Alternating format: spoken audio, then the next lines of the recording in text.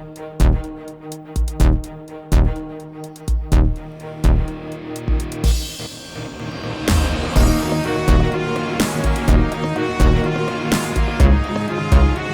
is Monday, September 11th, 2023 at Protestia Studios, and this is your intelligence briefing where we bring you, in hopefully a rather pithy and quick way, the latest headlines in Christian polemics and discernment news from Protestia.com and other reputable discernment sources, polemics sources on the interwebs. Thank you so much for joining us. We have a lot of headlines to get to it, but if you want to read more about any of these, head over to Protestia.com, subscribe to the Insurgency email blast, and of course, if you would be so kind, support us on Patreon for only $5.95 a month. There are other tiers, but $5.95 a month will get you started at patreon.com/Protestia. We would very much appreciate the support, and thank you for tuning in. Let's get right into the headlines. First headline at Protestia.com, VP of Jemar Tisby's organization slams white women for singing at Beyonce concert, saying it's a black-centered space. This is Henny, who has put her rank racism on display with regularity. She's an LGBTQ affirming, openly pro-choice vice president of Jemar Tisby's Black Christian Collective organization. We've written about her in the past after she advised black women not to enter interracial relationships with white people. She says she's concerned about the number of, and this is her quote, not mine, black coons running for political office because white people are weaponizing them. She said that white children are racist after observing normal playground behavior. White people enjoying the It's Corn video, which some of you may have seen, I found very endearing and wonderful. But because I enjoyed it, apparently I'm a racist, according to Henny. She accused a 9-year-old girl of engaging in problematic behavior by wearing a black hairstyle, therefore being guilty of being a white supremacist and cultural appropriation. So this is her recent Facebook post where apparently she went to a Beyonce concert and said, "Them women of power," I guess that's a way to say white women, I don't know, continuing to shout and sing during the on mute during the Beyonce concert in LA is peak palm-colored folk. That's her slang for white people, apparently, not being able to read a room and therefore taking up space. So this is how Henny saw apparently the white women or white people at the Beyonce concert, I guess continuing to talk or cheer or sing or something like that when everybody else was being quiet for 5 seconds. Something like that. She said, "Someone in my section hipped me to on mute, so I at least knew what to expect." So she had to be told. So what this was at this Beyonce concert, I guess there's a moment where everybody goes quote unquote on mute, which means they stop and they're silent and they freeze for like 5 seconds before the music starts. Some sort of little tradition. I don't really care. But the point is, Henny is there, and someone told her what was going to go down, so she wouldn't be like those awful white women that apparently didn't know it was going to go down and kept talking through the on mute part. But yeah, I mean, of course, she chalks this up to racism, and she does the critical race theory thing here. She says that people that think the concert is for everyone. She would say, "Hey, you enter the space created by a black woman that centers facets of black culture. On top of that, there's a fan culture connected with the ethnic and queer cultures. So, like, if you go there and apparently you're not of that culture, you need to sit down and shut up." And apparently she did that at an Elton John concert. I don't know. Go to Protestia.com to read more of this, but suffice to say, nobody's surprised that Jemar Tisby's VP for his organization here is a rank and out of the closet racist. Next headline at Protestia, arch heretic Jesse Duplantis says he's burned through $500 million in a few years. Let's head down to the video and listen to the false teacher himself describe apparently what he's talking about here. When you find vision, you find duties and opportunities. I thought I could save the world with $100 million. So I went to the throne of God. He said, "What do you want, Jesse?" He didn't ask me what I need. He's never asked me what I need. He's never said, "What you need?" Never. In my whole Christian life. He says, "What do you want?" I said, "Lord, I need $100 million. I said, "I can touch the world for $100 million. Whoo!" He said, "Done." He's a crazy person. Now, if you want to get Wall Street's attention, You got to get to the 100 million. They ain't thinking about anything else. Yeah, Wall Street's attention, which, as we all know, is the core of Christian ministry. Hit that 100 million mark, now you're getting people's attention. Well, I ran out of money. So I went back to the throne. I said, Jesus, he said, you need another 100 million? I said, yeah. He gave me another 100 million. I thought, boy, come on. I'm ready, Jesus. Woo! Got back a year and a half later, I said, It would be funny if it wasn't so reprehensible. Gave it to me. Morgan, he gave me it. That's $300 million. I was out of money in 9 months on that one. I'm standing there. How many jets did that buy? He just leaned over and said, give him another 100 million. I went 5 times. That's $500 million. Gave it to me. Ugh. That's the nature of false teachers, is always about the money, always about the prestige. And they use that as a tool to convince other people that, hey, if you just give me money, maybe God will give you some.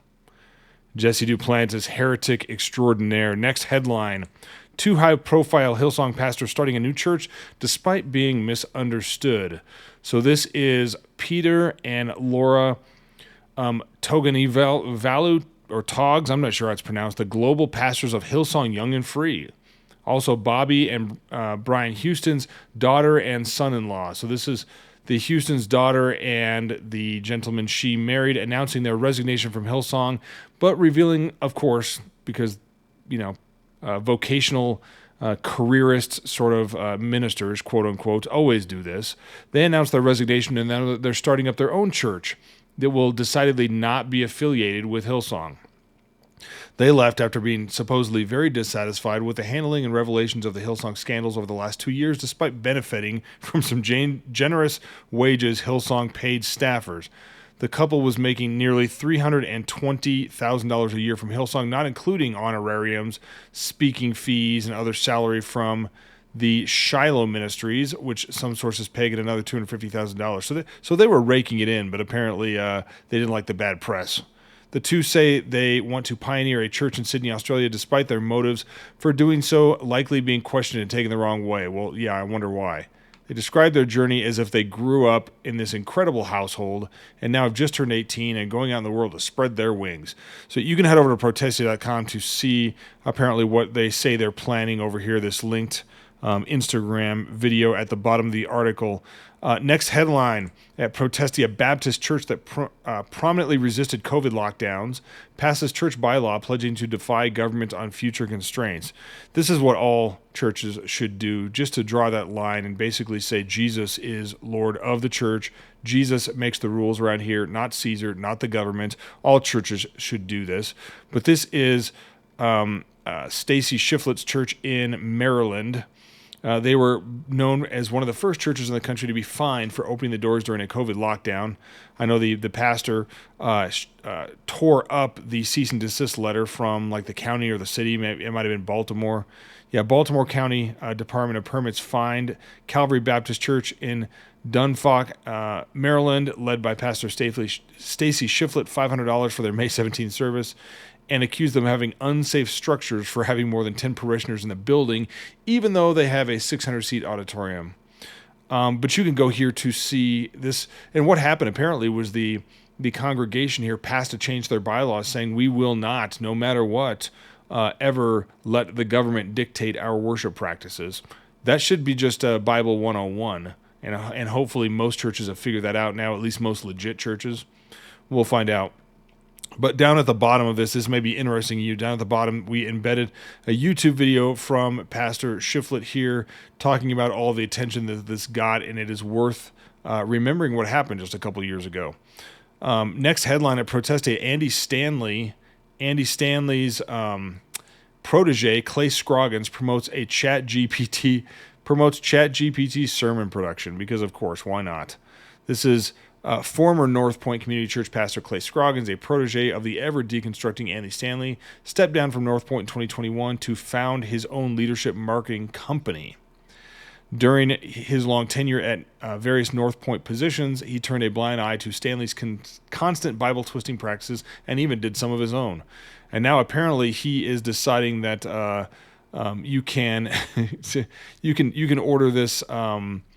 This is Clay Scruggs offering a sermon kit on North Point's website, where for a nominal fee of up to $295, the non-discerning pastor can acquire a seeker-sensitive, non-offending sermon, the theological equivalent of goat feeding that is all too common in churches within the orbit of North Point's spiritual influence. And you can see down here a little bit further down, now you can go over to sermonprep.ai and figure out how to turn what should be relational and personal and dedicated sermon prep, first and foremost of fealty to Scripture, and secondly, responsive to your flock. You can learn how to water that down even more into a product. Just churning out things to say to people, apparently, and you can use AI to do that. Go over to Protestia to read the rest about this, but this is an article by Paul Brown talking about Clay Scruggs, formerly of North Point, really just continuing the decline into market-driven commoditization and irrelevance. Next headline at Protestia: North Point Community Church Ministry rife with critical race theory. Propaganda. Nobody is shocked by this, of course. This is Fostering Together, which is a ministry of North Point Community Church, part of their care network overseen by pro-LGBTQ pastor Debbie Causey. We should put pastor in scare quotes, probably.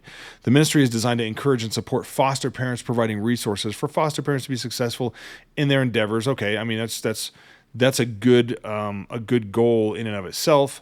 And however, they have all of the information on here is their list of recommended resources, which apparently is pointing towards an extensive list of racial reconciliation recommended by other foster and adoptive parents, and the list includes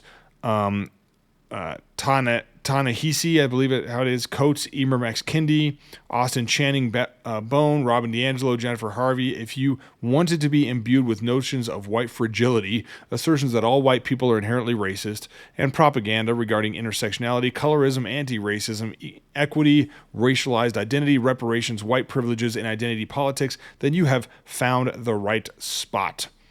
So the books for adults include all of the How to Be an Anti-Racist by Ibram X. Kendi, Stamped from the Beginning by Ibram X. Kendi, so on and so forth. And this is, it's just more downgrade, more cultural capitulation coming out of the North Point, Alpharetta, Georgia, North Point Community Church camp. Tim Challies reviewed White Fragility back in the day. I think it was a while ago, if I remember correctly, but saying this is a bad book, one that is unlikely to serve Christians as we consider issues related to race, racism, and racial reconciliation. And I suspect that Tim Challies' review of that is much nicer than mine would be. Moving on, next headline: Cussing Pastor Tim Ross praises white lady regurgitating white fragility and anti-racism talking points. Church growth guru and transformation church pastor Tim Ross has revived the spirit of 2020, praising and extolling a guest on his show for regurgitating all the worst cliches of critical race theory, theology, and anti-racism talking points. We last wrote about Ross after he said it shouldn't be considered cheating for a married man to dance sexually, get twerked on, and slap the butt of a half-naked dancer. He praised T.D. Jakes while saying a belief in the Trinity is a secondary, non-essential issue, and it's crazy for Christians to divide over the Trinity. He compared Jesus to a naked stripper that puts bread in my pocket, mocked people upset about his lousy preaching, and said he never once felt convicted about cursing and cussing. We have links to that to go to those articles, but this is a video thread, I guess you would say, from Woke Preacher Clips. And this is on Tim Ross's podcast, and it's Dr. Jenna Mountain. Her name is Dr. Jenna Mountain? Okay. Names white fragility, anti-racism, even Ibram Kendi, all with unqualified endorsement. We'll watch just a little bit of this. I would have said, pre-2020, I would have said, I am not a racist. post 2020, I now am practicing my anti-racism. Yep. I do love Ibram Kendi's work. Yep. His book was life-changing for me. Yeah. But understanding ideas like privilege, power dynamics, and how that plays into Just fragility. Marxism. It is not an insult to me Right. to acknowledge my white fragility and my white privilege. and It's I because you're a felt very Marxist. challenged as I was learning those things. And an idiot, by the way. And so I would like to start by confessing, acknowledging, and unpacking that it is good for me to own that and understand that. Yeah. Well, aren't you virtuous? Aren't you virtuous? And I mean, what a coincidence that you would admit such things, admit your own white fragility and your own inherent racism for all the world to see. You know, that's probably just a coincidence, I'm assuming, right? Go over to Protestia to see the rest of the videos and threads for Jenna Mountain, really pouring her soul out, and certainly for no reason that would be important to her platform or making herself seem virtuous. I mean, there's no way this is virtue signaling. This has got to be authentic, I'm assuming, right? Go over to Protestia to decide for yourself. Next headline, last headline for this intelligence briefing. To the glory of God, SBC Megachurch dances to rave songs by DJ who committed suicide. So that has to be Avicii, I'm assuming. Church by the Glades, doing their usual world-pleasing, non-worship service nonsense in Coral Springs, Florida, is the embodiment of instituting worldly entertainment in the pathetic hope, and it is pathetic, of catching the attention of wayward goatlings and luring them into staying. Known for their extravagant attempts to keep their members entertained, in the past few months, the 8,000-member Southern Baptist Megachurch, led by David Hughes, played a Beyonce song about dominatrixes, a cover of Run DMC's sleazy and sexual song Walk This Way in church, performed Kendrick Lamar's N95, only cleaned up and sanitized for church audiences, removed curse words and racial epithets for a sermon illustration, put on a Willy Wonka Christmas service, and put on a Baby Shark mashup. I mean, this is what apparently in some quote-unquote churches passes for worship. Apparently the place is full of spiritual children, lost people, you name it, those that can't actually seriously worship God. They want to worship themselves. This is their new sermon series, Trending. They perform a cover and dance routine of Nights by Avicii. And Avicii, it was a few years ago, he committed suicide. I mean, was on the drugs, just, not doing well. This is the video of Church by the Glades. Everybody shake it up with stay alive, stay alive. Stay alive. He said one day you'll leave this world behind, so live a life you will remember. My father told me when I was just a child, these are the nights that never die. My father told me.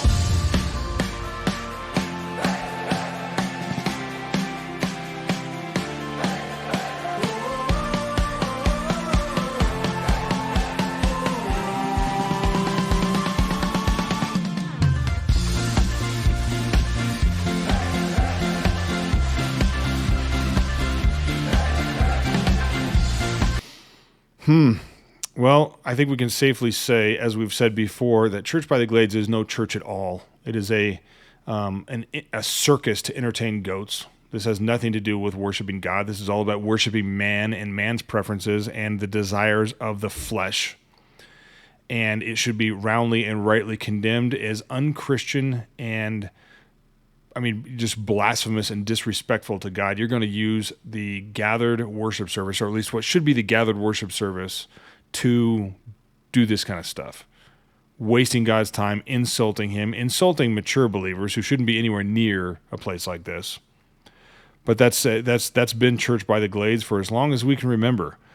Anyway, thank you for tuning in to this edition of the Intelligence Briefing for Monday, September 11th, 2023. Stay tuned to Protestia.com for all of the latest in Christian polemics and discernment news. Have a good week. We will talk to you again soon. As always, Semper Reformanda.